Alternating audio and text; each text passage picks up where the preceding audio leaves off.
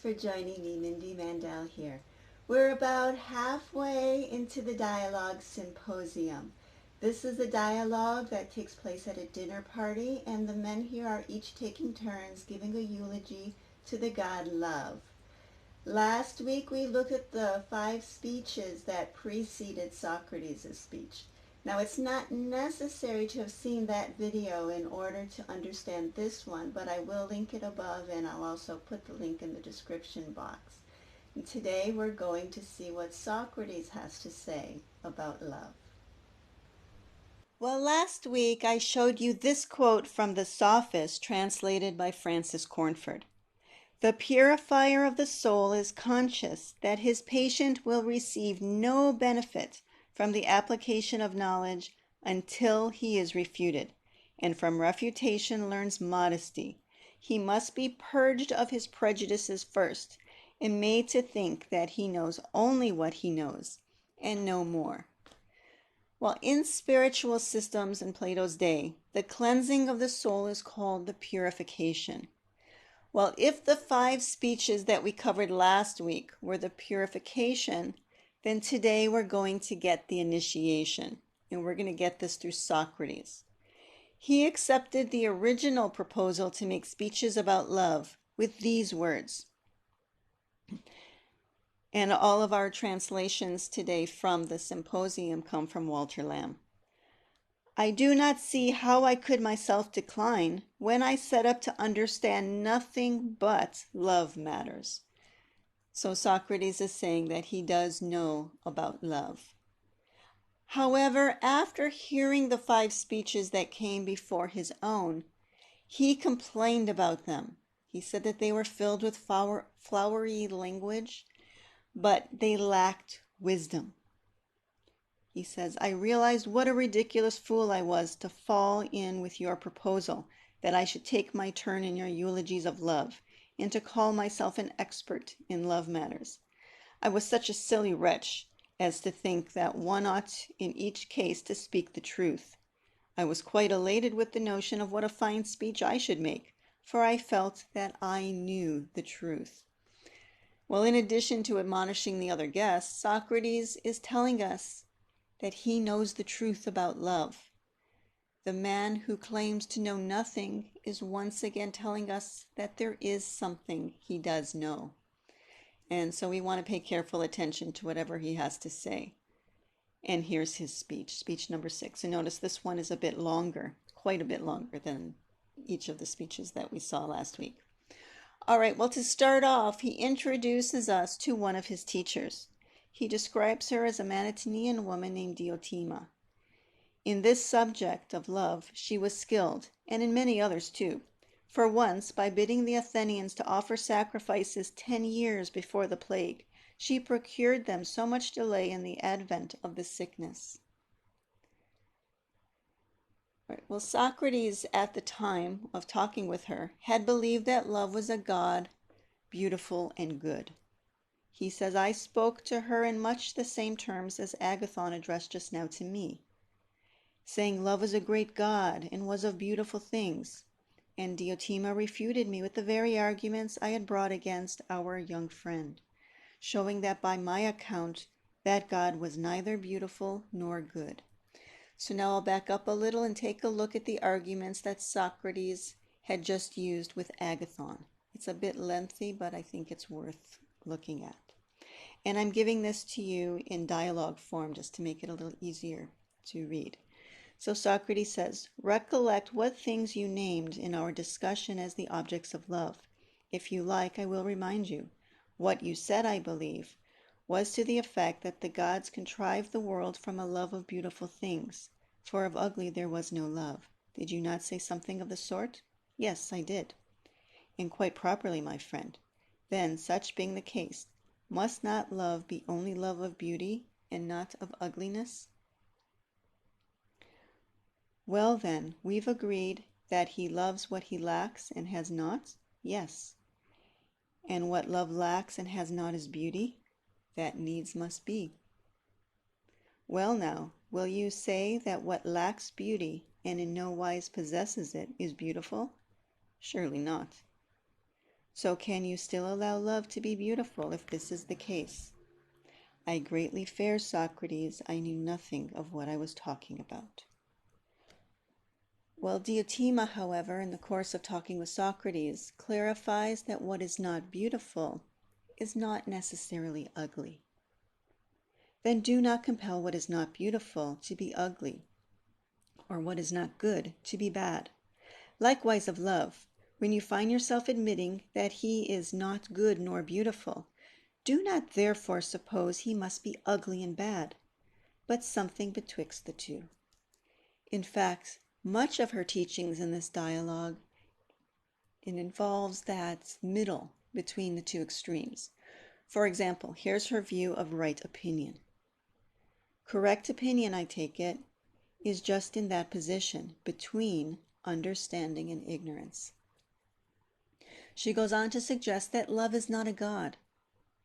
She says, how can he be a god if he is devoid of things beautiful and good? However, love is not immortal either.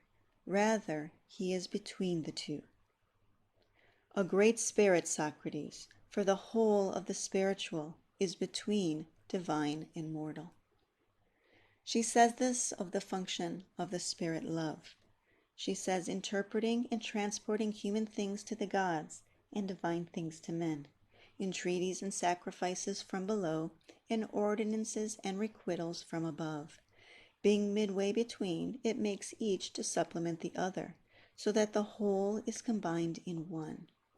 God with man does not mingle, but the spiritual is the means of all society and converse, of men with gods and of gods with men, whether waking or asleep. Keeping with this theme of the midpoint between two extremes, Diotima places the philosopher between the ignorant and the wise. She says, no gods ensue wisdom or desire to be made wise. Such they are already, nor does anyone else that is wise ensue it. Neither do the ignorant ensue wisdom, nor desire to be made wise. In this very point is ignorance distressing, that a person who is not enlightened or intelligent should be satisfied with himself. The man who does not feel himself defective has no desire for that whereof he feels no defect. So it is the philosopher who is midway, the one who is not wise, but who is a lover of wisdom. She tells a story of how love was born. When Aphrodite was born, the gods made a great feast, and among the company was Resource, the son of Cunning. And when they had banqueted, there came Poverty a-begging, as well she might in an hour of good cheer, and hung about the door. Now Resource, grown tipsy with nectar, for wine as yet there was none, went into the garden of Zeus, and there, overcome with heaviness, slept. Then Poverty, being of herself so resourceless, devised a scheme, of having a child with Resource, and lying down by his side, she conceived love. Now there's a great deal that you can do with this myth. There's quite a bit you can open up about it. And in fact, for those of you who are interested in Neoplatonism or the later Platonists, Plotinus has one Aeneid that's 3-5, I believe, which is about love, and it goes into his interpretation of this myth. But what I want to point out here today is that love has the qualities of both his mother and his father. First, he is ever poor, and far from tender or beautiful as most suppose him. Rather, he is hard and parched, shoeless and homeless. On the bare ground always he lies with no bedding, and takes his rest on doorsteps and waysides in the open air. True to his mother's nature, he ever dwells with want, but he takes after his father in scheming for all that is beautiful and good. Last week, I mentioned a scene in the introduction when Socrates became absorbed in thought. And I just point out that he had moved into his neighbor's doorway, so he too was standing in a doorway. Diotima defines love in this way. Generically, indeed, it is all that desire of good things and of being happy, love most mighty in all beguiling. She talks of desire in all of its forms, from the carnal to the artistic to the most spiritual. She says that all men are pregnant, Socrates, both in body and in soul. Now, as our souls grow and develop, we become open to recognizing beauty at deeper, more spiritual levels. And then here's where we get one of the most famous passages in all of Plato's work. He offers this ladder of beautiful objects to which love can be directed to. So love is always directed to what is beautiful, but what we see as beautiful depends on our soul's growth and development.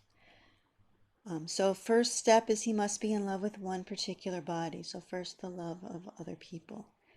And then to make himself a lover of all beautiful bodies. Now here, this does not mean taking on multiple lovers. It means appreciating the human form, the way an artist might. And then the third step, to set a higher value on the beauty of souls than that of body. We then move on to the fourth rung of the ladder, contemplating the beautiful as appearing in our observances and our laws, so customs and whatnot. Level 5, he should be led to the branches of knowledge, to the sciences, for example. And the sixth rung would be philosophy.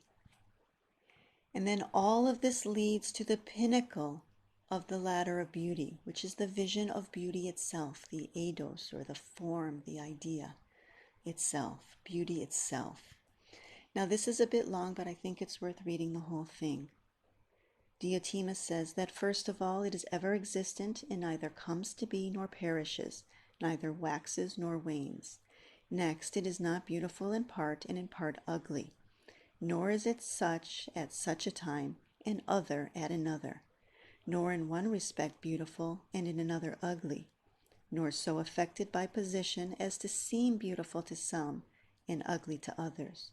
Nor again will our initiates, notice the term initiate there, find the beautiful presented to him in the guise of a face or of hands or any other portion of the body, or as a particular description or piece of knowledge, nor as existing somewhere in another substance, such as an animal or the earth or sky or any other thing, but existing ever in singularity of form, independent by itself, while all the multitude of beautiful things partake of it in such wise that though all of them are coming to be and perishing, it grows neither greater nor less and is affected by nothing. And so that whole long passage was at 211 AB, and there you have a nice description of what you discover when you go out of the cave in the Republic, the cave allegory that I talked about in another week. Well, for a person who experiences this vision of essential beauty or beauty itself, she says his contact is not with illusion, but with truth. Well, even though Socrates does not consider love a god, he does have this to say about love at the end of his speech. He says the best helper that our human nature can hope to find is love. And that brings us to the end of Socrates' speech. And that, my friends, is your initiation by Plato into the mysteries. Or at least what you got was a description of it. You have to do the work yourself if you want to gain that highest vision. Now, we're not at the end of the dialogue, even though we're at the end of Socrates' speech. As soon as his speech ended, a new guest arrived, Alcibiades. Now, we did meet Alcibiades in the dialogue named after him. What he gives us here is informally called speech number 7. Plato first purified us of our false images of love and wisdom, of love and virtue, I should say, with those first 5 speeches. And then through Socrates, we got the initiation. And now we have a speech that's not about love directly, but it's about Socrates. Well, do that if you like, said Eurymachus. Praise Socrates. You mean it, said Alcibiades. Here, said Socrates, what are you about? To make fun of me with your praises or what? I shall speak the truth. Now, will you permit me? Ah, well, so long as it is the truth, I permit you and command you to speak. So Alcibiades is going to talk about Socrates. Now, Socrates is the exemplar of the initiate. He is the one who has done the work. We got some foreshadowing of that in the introduction when he stood in a doorway absorbed in thought. Alcibiades demonstrates it again in his own speech by telling of a time that Socrates had stood for an entire night. He says, immersed in some problem at dawn, he stood in the same spot considering it. And when he found it a tough one, he would not give up, but he stood there trying. He stood till dawn came and the sun rose. Then he walked away after offering a prayer to the sun. So Socrates is going to model for us one who knows beauty and who embodies the virtues. Now, the speeches I covered last week included many false images of the four virtues. Today, we're going to see in Socrates an example of true virtue, which is the state of mind of one who knows the nature of reality in this dialogue called beauty itself, and who lives in accordance with that knowledge. I will show you all four virtues. First, starting with wisdom. Alcibiades compares Socrates to Marsyas the satyr. This is the mythological figure who bewitched listeners with his flute playing.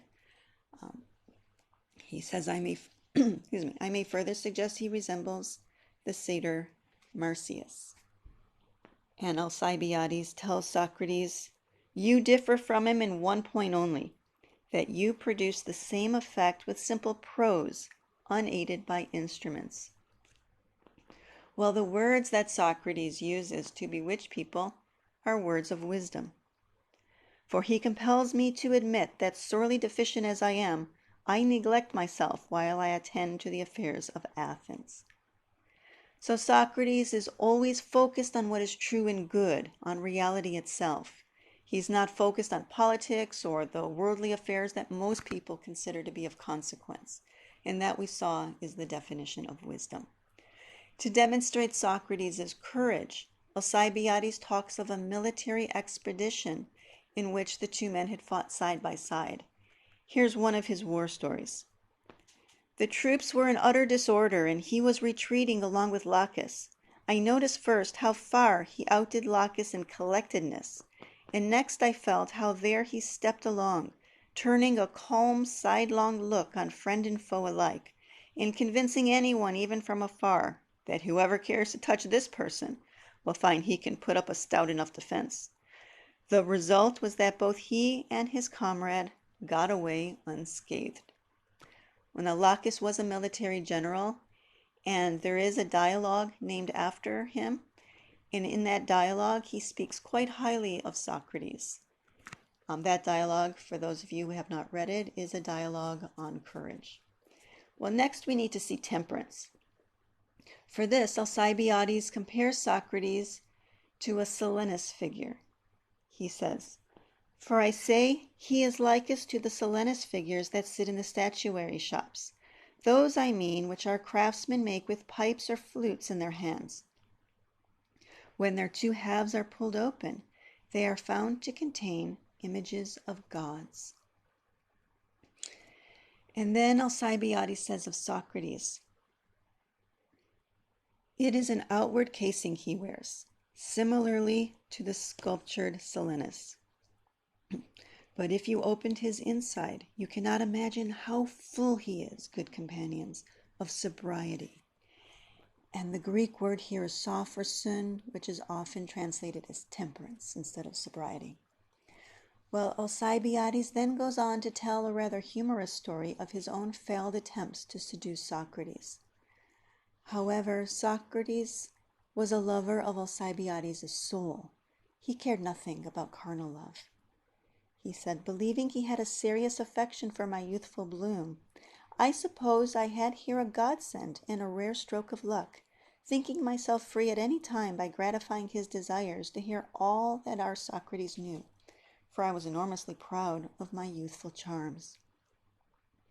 Now, for those of you who watched last week's video, Contrast this with Pausanias' speech last week. Pausanias is the one who held the ideal that an older man should teach and mold a young boy in exchange for sexual favors. Alcibiades seems to have had a similar image, but Socrates had no interest in that. He loved talking to people about philosophy, and he didn't do it for sexual favors. He did it out of love for the soul. Alcibiades later tells us, I'm not the only person he has treated thus, that he rejected. There are Charmides, son of Glaucon, Euthydemus, son of Diocles, and any number of others.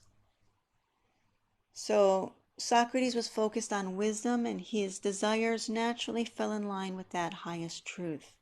And this is what temperance really is. In temperance, by the way, for those of you who have not read all of the early dialogues, it's the main theme of the dialogue Charmides. All right, so Alcibiades has told us about Socrates' wisdom, his courage, and his temperance. The last to see is justice. Now, justice, briefly, is the state of the soul when it is properly ordered. It is what allows the other virtues to flourish. And then, when the other virtues do flourish, justice is what ties them all together into the graceful, beautiful state of mind that Socrates exemplifies. Alcibiades shows us the state of mind in Socrates in this conclusion to his impromptu speech. If you choose to listen to Socrates' discourses, you would feel them at first to be quite ridiculous.